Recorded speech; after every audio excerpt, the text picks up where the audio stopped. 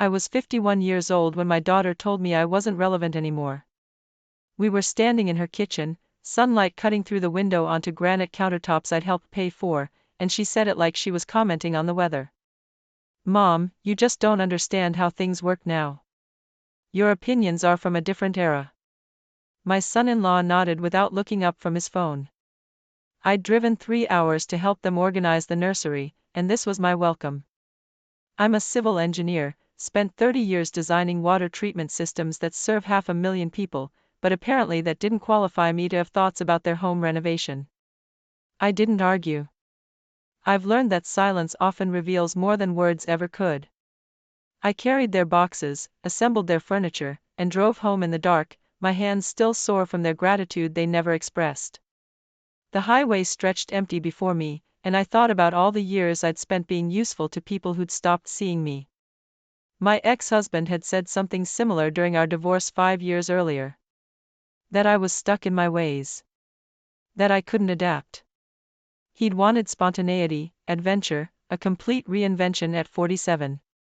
He got remarried within a year to a Pilates instructor named Ashley who was 32. They sent me a wedding invitation that arrived the same week my mother died. I didn't go. I've spent the last 5 years living alone in a 3-bedroom house that echoes with all the conversations that used to fill it. My daughter visits maybe twice a year. My son, Marcus, even less. The thing about being dismissed is that it happens gradually, then all at once. First, they stop asking your advice. Then they stop calling as often. Then you become the obligation, the duty, the checkbox on their mental to-do list. We should visit Mom sometime. Sometime never comes, or when it does, it's brief and uncomfortable, everyone looking at their watches. I started noticing it more acutely about 2 years ago. My daughter, Jennifer, had her second child, and I wasn't told until 3 days after the birth. We were just so busy, Mom. You understand. I did understand. I understood that I'd been reclassified as non-essential personnel in my own family. My son was building a startup in Austin, something involving cryptocurrency and blockchain technology one didn't pretend to understand. He'd asked me for investment money once, $40,000. I'd said I needed to think about it, to see a business plan. He never brought it up again, and our calls became shorter, more perfunctory. I worked, came home, cooked dinner for one, watched old movies with the sound low. On weekends, I maintained the house, fixed things, kept everything in order. I've always been good with my hands, good at solving concrete problems. The emotional stuff, the constant communication, I left that to my ex-husband. Maybe that was the problem. Maybe I'd been too focused, too career-driven, too practical in my approach to motherhood. But you can't change your nature at 51, and I wasn't sure I wanted to. It was a Tuesday night in October when everything started to shift, though I didn't know it then. I was sitting at my kitchen table, going through old files, when I found the letter. It was from my Aunt Margaret, my mother's sister, dated 3 months before she died 7 years ago. I'd never opened it. It had arrived during the chaos of my divorce, and somehow it had gotten shuffled into a box of papers I'd never sorted through. The envelope was thick, expensive stationery, her lawyer's return address embossed in the corner. My hands shook slightly as I opened it. Inside was a handwritten letter and several legal documents. "Dear Rachel," it began, "if you're reading this, I'm gone, and I hope you've found some peace in your life. I know we weren't close. I was a difficult woman, set in my ways, and I regret that I didn't make more effort with you and your brother. But I watched you grow into someone I respected. You have integrity, sweetheart. You do what's right even when it costs you, and that's rare." I had to stop reading for a moment. Aunt Margaret had been a successful commercial real estate developer, wealthy but solitary, someone who came to family gatherings but always seemed slightly apart from them. She'd never married, had no children. I'd helped her once, years ago, when she had a problem with a property's water system. Spent a weekend diagnosing the issue, wouldn't accept payment. The letter continued, "I've set up a trust for you, Rachel. The details are in the enclosed documents." It's not active yet and won't be for some time. There are conditions, which my attorney will explain when the time comes. I'm not doing this to control you from beyond the grave. I'm doing it because I believe you'll use it wisely, and because I suspect you'll need it more than you know.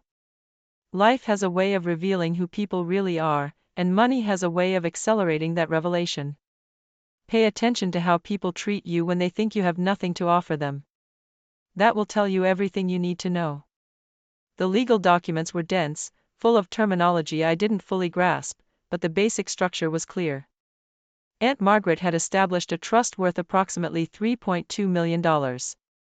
It would become accessible to me under specific conditions, the primary one being that I reached the age of 52 and that a 5-year waiting period from her death had elapsed. That would be in 4 months, January 15. There was also a clause about my ex-husband, specifically excluding him from any claim to the assets, even if we'd still been married. Margaret had thought of everything. I sat there until midnight, reading and rereading the documents, trying to process what this meant. I'd been living on my salary, my pension contributions, the modest savings I'd managed to rebuild after the divorce. This was generational money. This changed everything. But here's what I decided that night, sitting alone in my kitchen with papers spread across the table: I wouldn't tell anyone. Not yet. Maybe not ever, depending on how things went. I wanted to see what would happen if nothing changed in how I presented myself to the world. I wanted to know who my children were when they thought I was just their aging, irrelevant mother with nothing remarkable to offer. Aunt Margaret's words haunted me: pay attention to how people treat you when they think you have nothing to offer them. So I paid attention. Thanksgiving was 3 weeks away, and for the first time in 5 years, both my children said they'd come to my house. Jennifer was hosting her in-laws for Christmas, and Marcus said he needed to save money by not flying twice in 2 months. I should have been grateful, but their reasoning stung. I was the economical choice, the lesser obligation.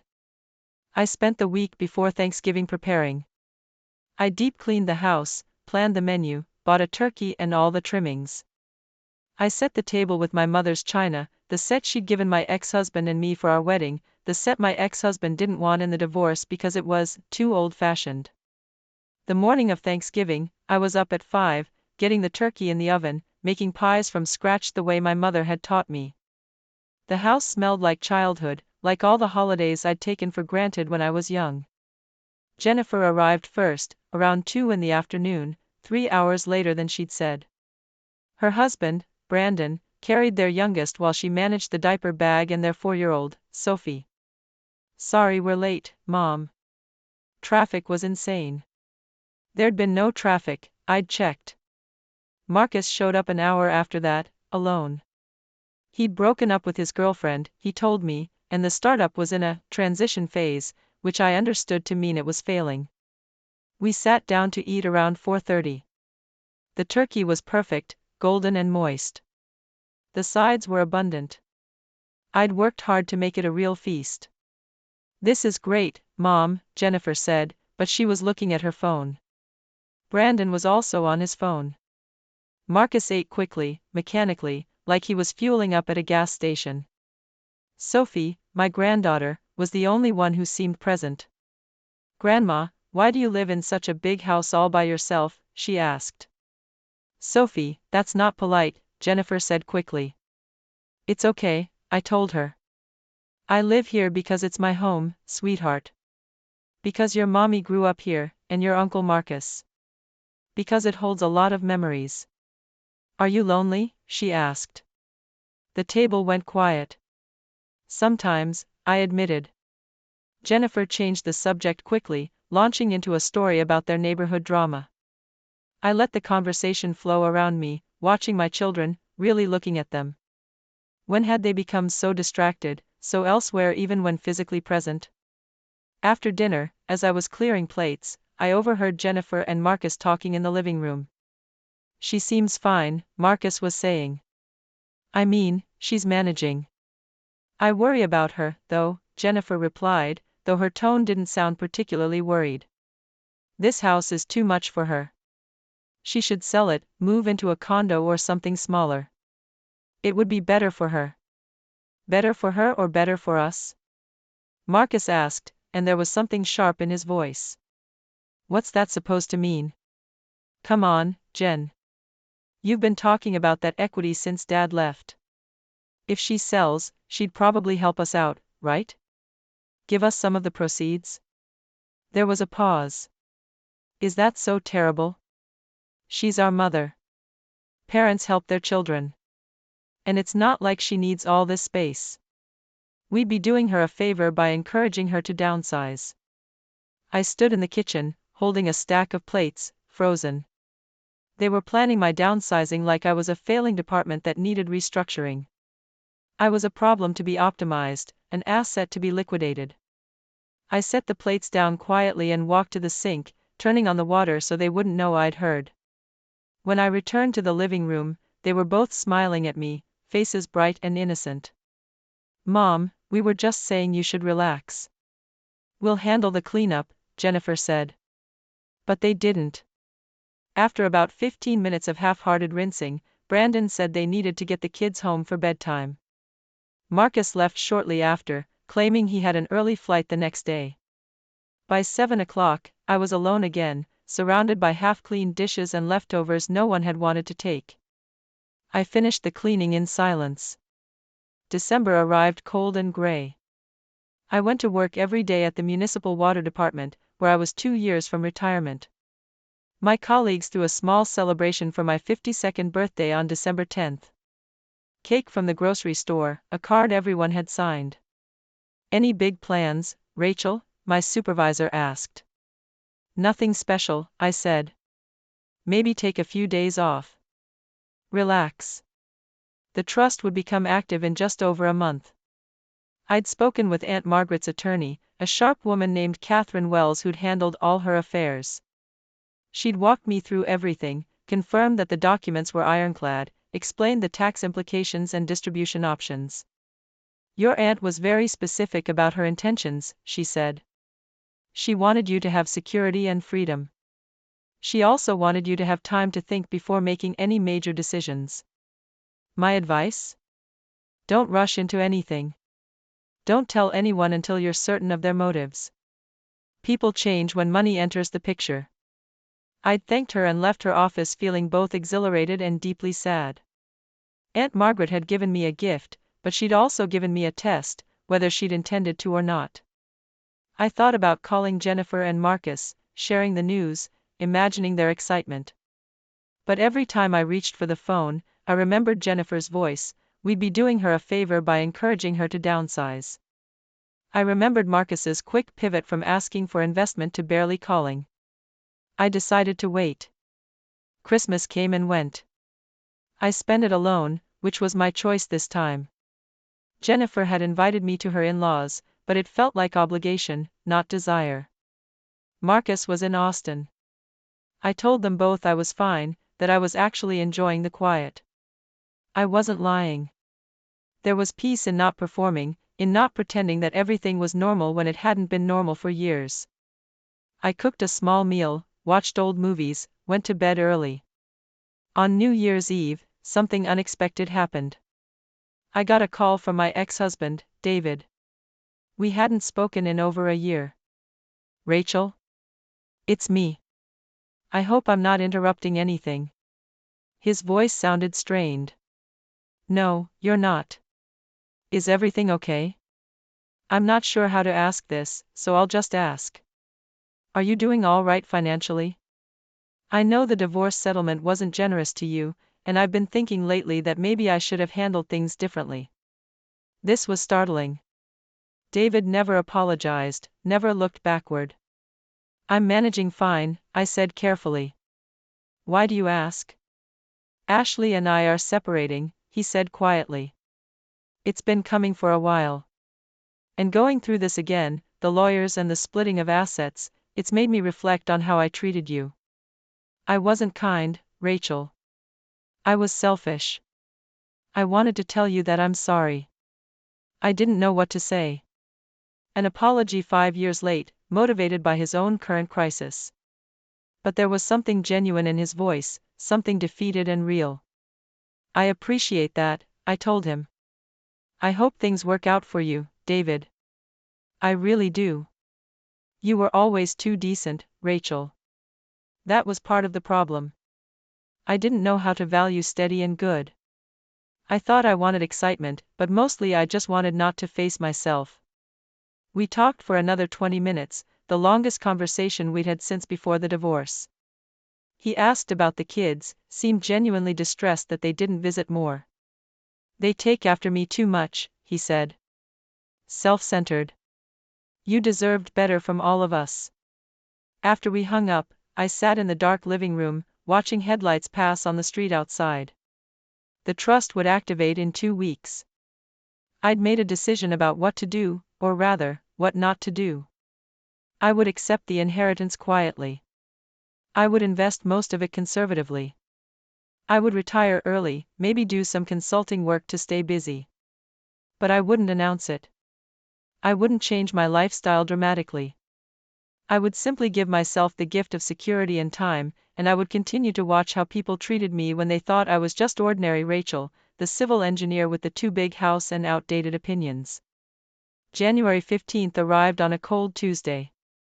I met with Catherine Wells and signed all the necessary documents. The money transferred into accounts she'd helped me set up.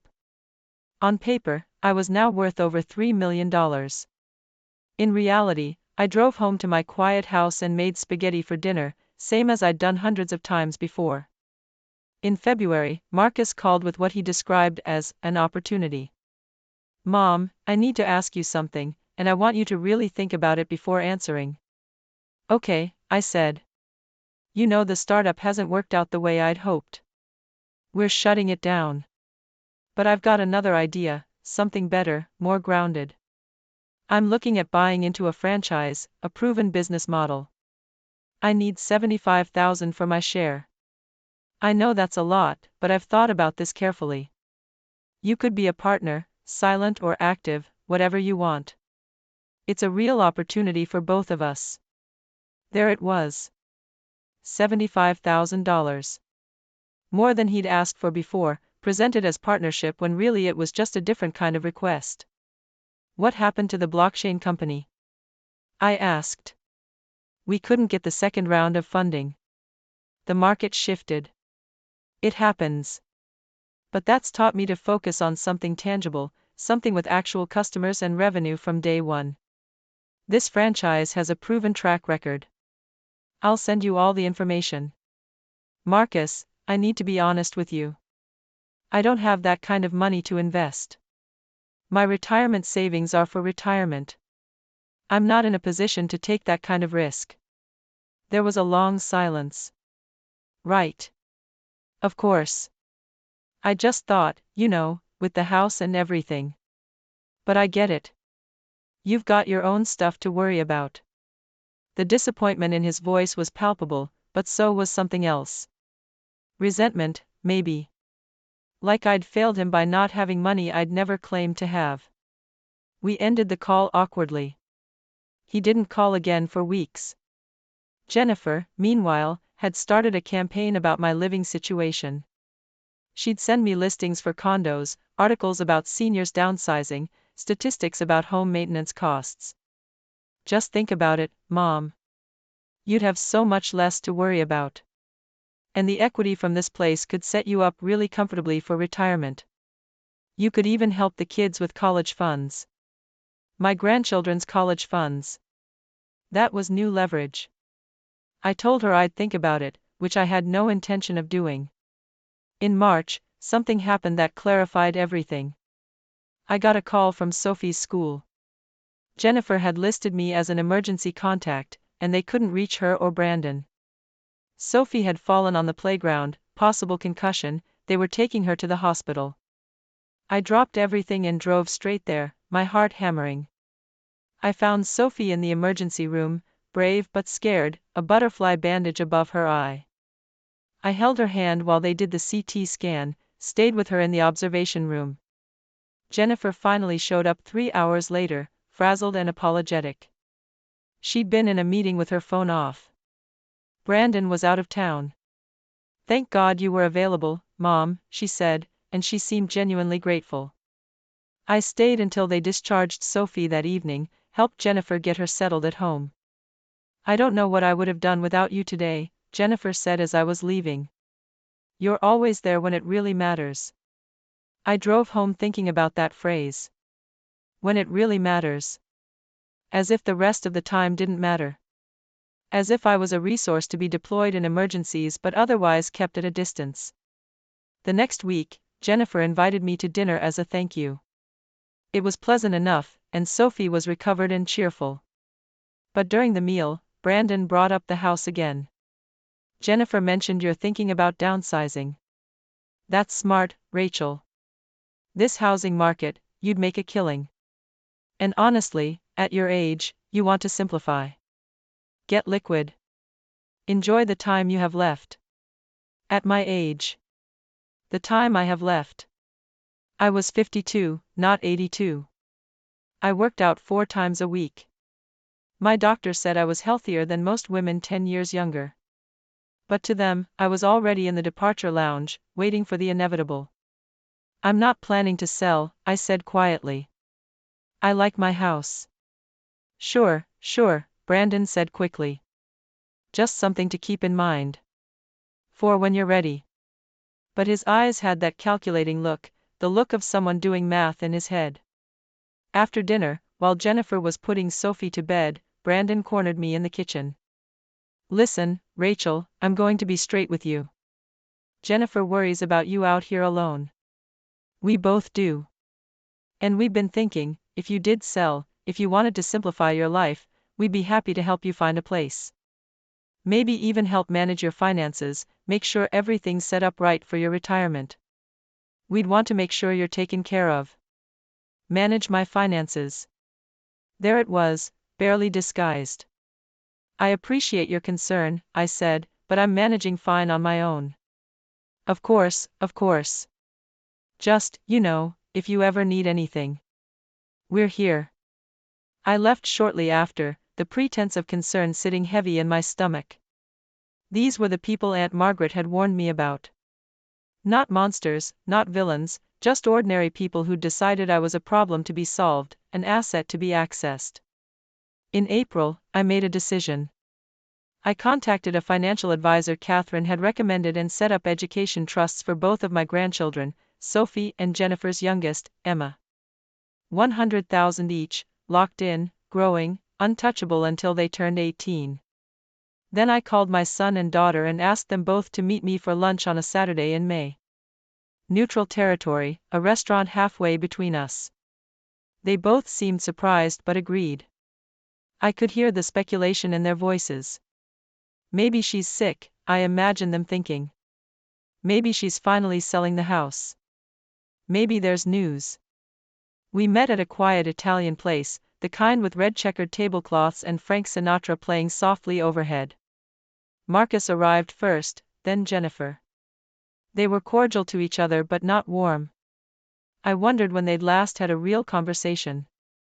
We ordered, made small talk. They waited for me to explain why I'd called this meeting. I let the anticipation build through appetizers and into the main course. Finally, Jennifer couldn't wait anymore. So, Mom, what's going on? You sounded pretty serious on the phone. I set down my fork, looked at both of them. I wanted to talk to you about something important. About our relationship, really. About how things have been the last few years. Marcus shifted uncomfortably. Jennifer's smile became fixed. I know I haven't been the easiest mother, I continued. I'm not good at emotions, at saying what I feel. Your father was better at that. But I want you to know that I've always loved you both, always wanted the best for you. We know that, Mom, Jennifer said quickly, relief in her voice. This was just sentiment, just awkward feelings. Nothing scary. But I've also noticed something, I said. I've noticed that I've become sort of invisible to you both. An afterthought. Someone you think about when you need something, or when guilt prompts you to, but not someone you actually want in your lives. The table went quiet. A server started to approach, saw the tension, veered away. Mom, that's not fair, Marcus said. We're busy. We have our own lives. That doesn't mean we don't care about you. I'm not saying you don't care, I replied. I'm saying you've stopped seeing me as a person with value beyond what I can provide. Jennifer, you want me to sell my house, not because you think it would make me happy, but because you think it would benefit you. Marcus, you reach out when you need money, and you disappear when you don't get it. When was the last time either of you called just to talk?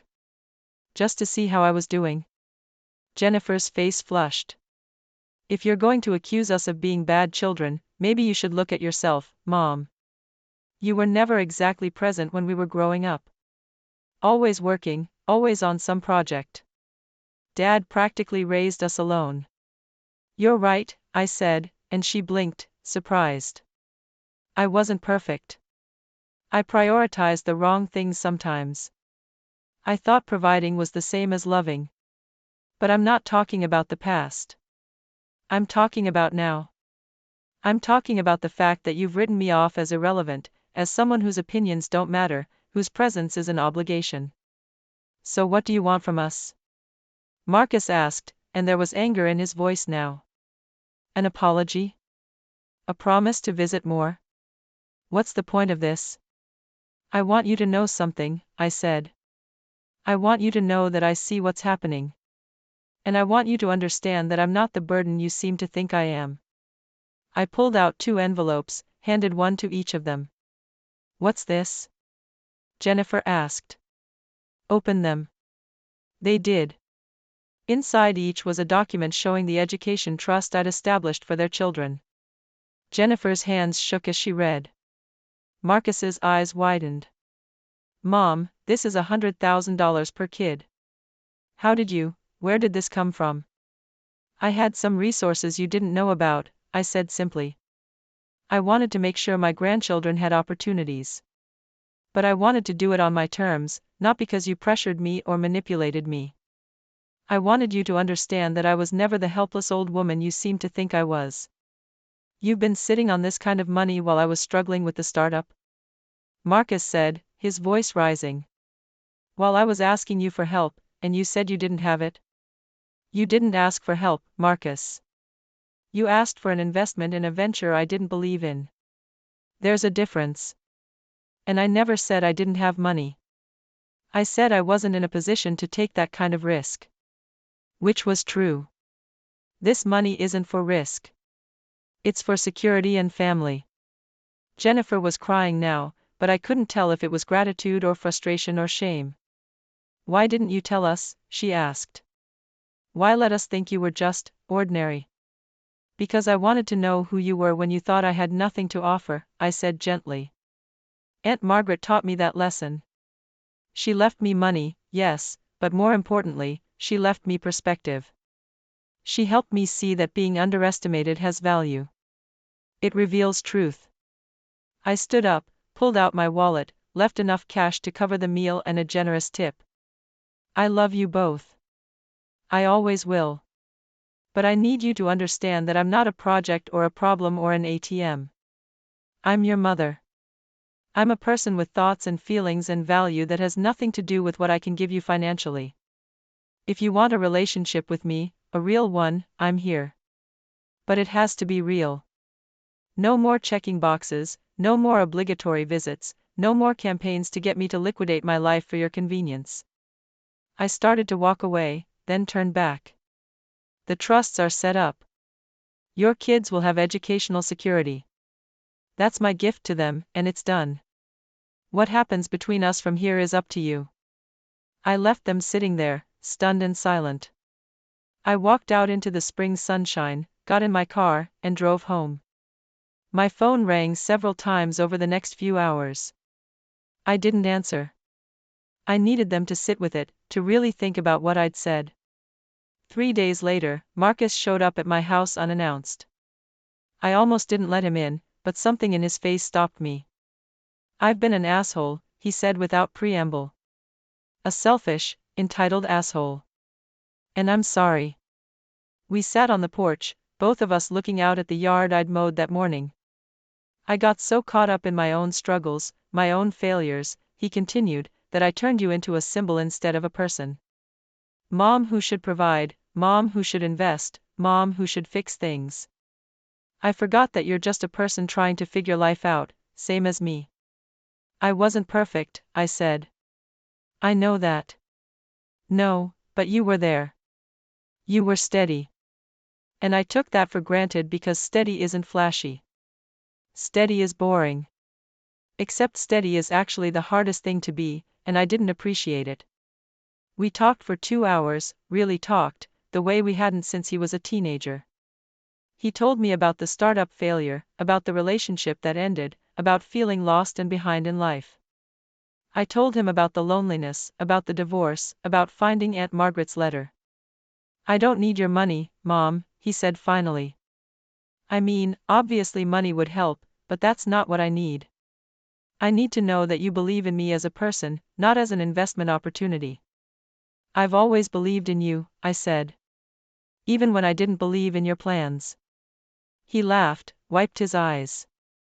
Fair enough. Jennifer came 2 days later, also unannounced, also apologetic. Her conversation took longer, was more complicated, involved more tears and recriminations and old wounds. But we got through it. We talked about her father, about the divorce, about the pressure she felt to be perfect, to have everything figured out. I see you getting older, and it scares me, she admitted. Because it means I'm getting older, means time is passing, means someday you won't be here. And instead of dealing with that fear, I tried to manage you like a problem. Pack you up, simplify you, make you less scary. I'm not going anywhere yet, I told her. And when I do, it'll be on my terms, in my time. But I'm here now. I'm present. The question is whether you want to be present too. She did. They both did. It didn't fix everything overnight. Relationships don't work that way. But it was a start, a real one. We began having dinner together once a month, all of us, including Brandon and Sophie and Emma. Real dinners, where phones stayed in pockets and conversations went deep. Marcus started a new job, more modest than the startup dreams, but stable and good. Jennifer stopped sending me condo listings. I'm 52 years old, and I matter. Not because of money, though I have it now. Not because of what I can provide, though I'm generous when it's warranted. I matter because I'm here, because I'm real, because I refuse to be invisible just because I'm aging. Aunt Margaret was right. Silence changed everything. Not the silence of absence, but the silence of observation, of patience, of refusing to perform. In that silence, I found my voice again. And in that silence, my children finally learned to listen.